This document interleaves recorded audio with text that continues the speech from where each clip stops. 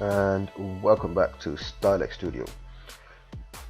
This is Photoshop for beginners course, and this is class number 7, and in this class we're going to be focusing on the brush tool.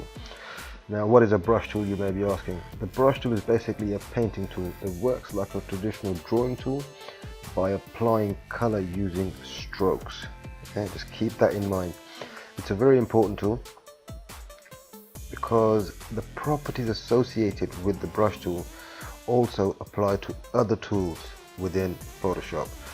Now, I'll explain exactly what that means later on in this tutorial, but just keep in mind, once you get the basics of the brush tool into your head, other tools will become a lot easier for you to understand, and your learning curve will be a lot faster within those tools. Okay, so just keep that in mind. So without further ado, let's start class number 7, Photoshop for beginners.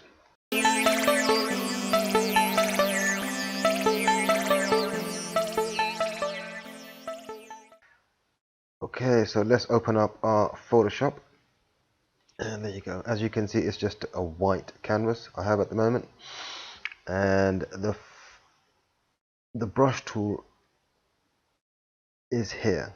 As you can see, it's got an icon which shows like an artist paintbrush. Okay, now once you hover your mouse or your cursor over this icon, it should say brush tool and the letter B for Bravo in brackets.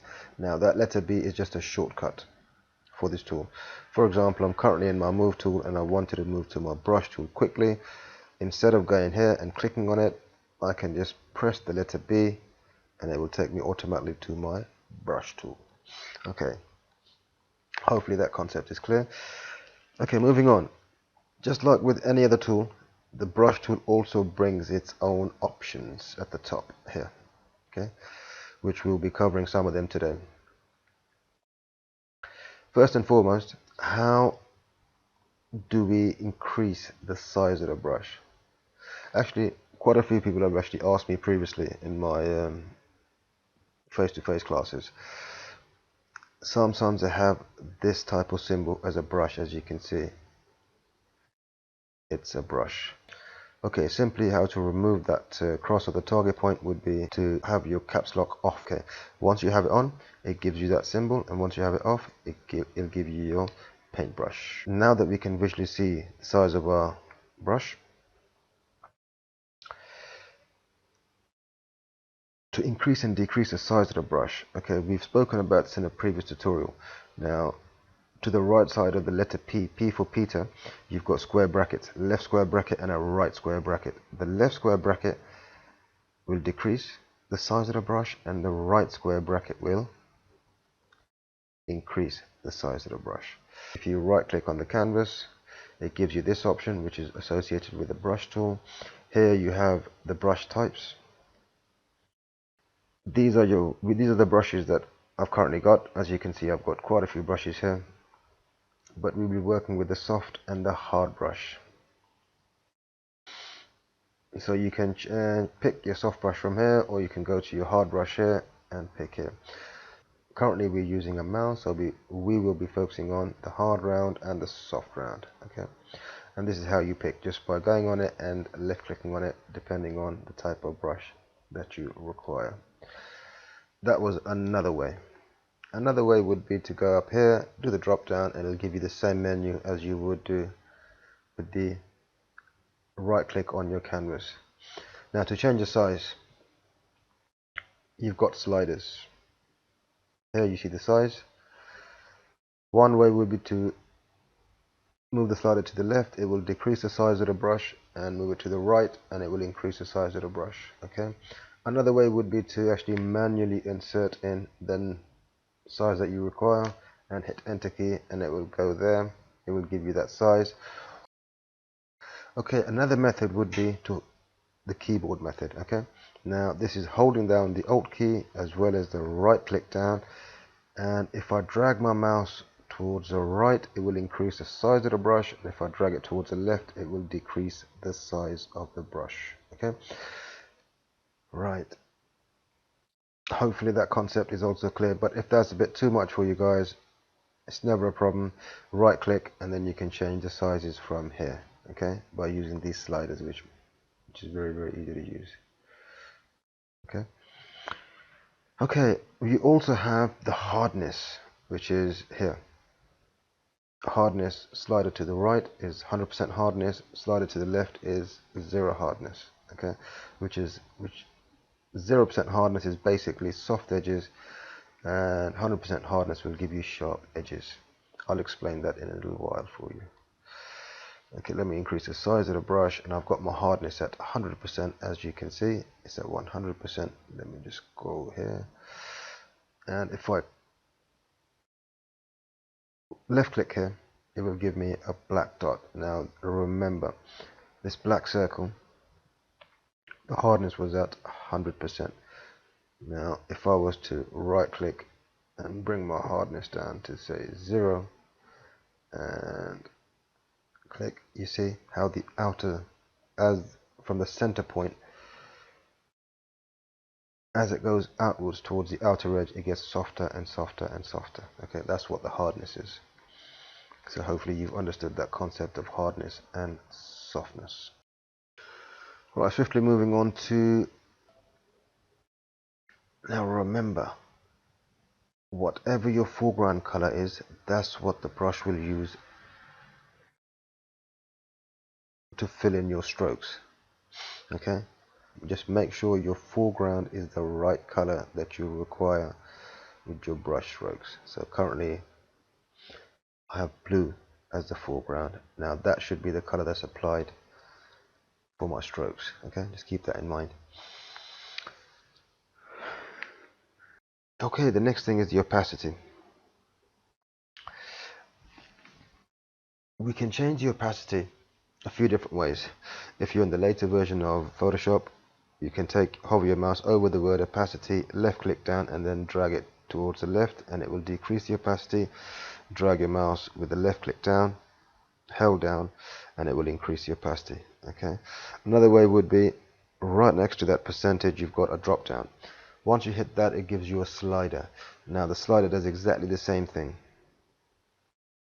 All the way to the right it's 100%, all the way to the left it's at minimum. Okay, so you can change and adjust your opacity via these sliders or by either manually inserting in the figure that you require. For example, we're at 100%. If I do a stroke on the green circle, it basically just covers the green circle from wherever my stroke was. Okay, now if I bring the opacity down slightly to say about 50%, there you go, the color becomes sort of translucent, okay, clearer, so you can basically, the layer beneath it or the shape beneath it or the object beneath it is more visible. Okay, now say for example we're at 50% and the paint is sort of translucent. Now as long as my left click key is held down, no matter how much I paint over that section, it will only give me 50%. For me to add another layer, I have to release my left click and then apply another layer. Okay, which is another layer of paint going on top of the section that I've done my strokes on. Release my left click again and it will apply another layer, so on and so forth. Okay, now moving swiftly onto the flow. Increasing and decreasing works exactly the same as what we've just learnt in opacity. Now what is flow? Flow is basically the amount of paint that is applied to your area. Okay, flow at 100%, you see,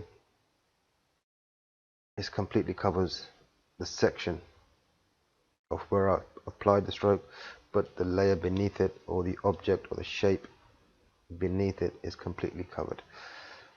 If I decrease the flow to say 22%, left click down, now it will apply a small amount of paint on that section. Okay, now remember, with the opacity we had to release the left click to and then re-engage the left click to apply another layer. With the flow, you do not have to release the left click, you can just keep doing your strokes and it will keep applying a layer. Flow is the amount of paint applied to the canvas on each stroke. The lower the flow, the lower the amount of paint that's going to be applied. Okay, hopefully that concept is clear. Okay, there's another bit that we haven't actually discussed as yet. Now if I was to apply a stroke freehand, it would give me this. Okay, now you see this box here. I can change the direction of the tip and how the tip reacts with my stroke. You can move this in any direction you want by holding left clicking on the arrow itself and changing it around. 360 degrees is what you can do with the arrow side. Okay, you also have these two dots. Now on any dot, say for example I pick this dot here, left click down, and if I drag my mouse towards the other dot upwards, it slightly changes the direction. Okay, now if I do a stroke, you see how it's changed, how I've changed the tip of the brush itself.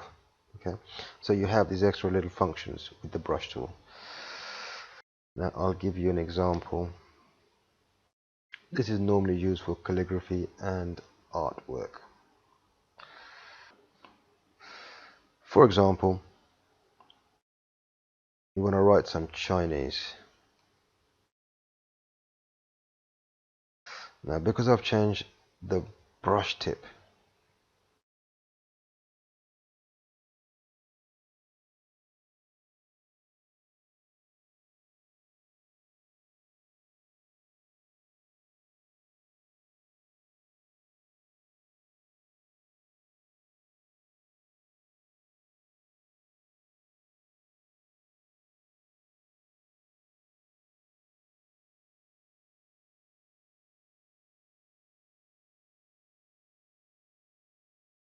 now you see just by changing the brush tip how we can actually create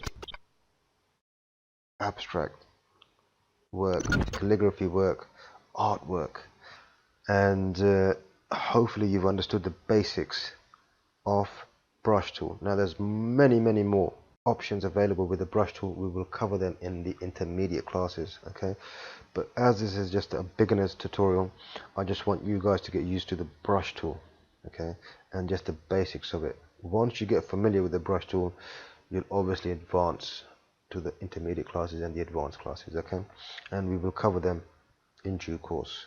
Okay, I think we've covered the basics of the brush tool. Like always, practice makes perfect. You have to go away and do your practice runs with the brush tool. Okay, what you've learned today, take it away, do your practice runs, because practice makes perfect. Okay, if this class tutorial was of benefit, of interest to you, or to your likings, please don't forget to hit the subscribe button, the like button, and definitely share with the community. Okay, the more love we can spread, the better it is. Okay, as always, take care of yourselves, and we'll see you in class number 8 of the Photoshop for Beginners tutorial. So until then, adios amigos.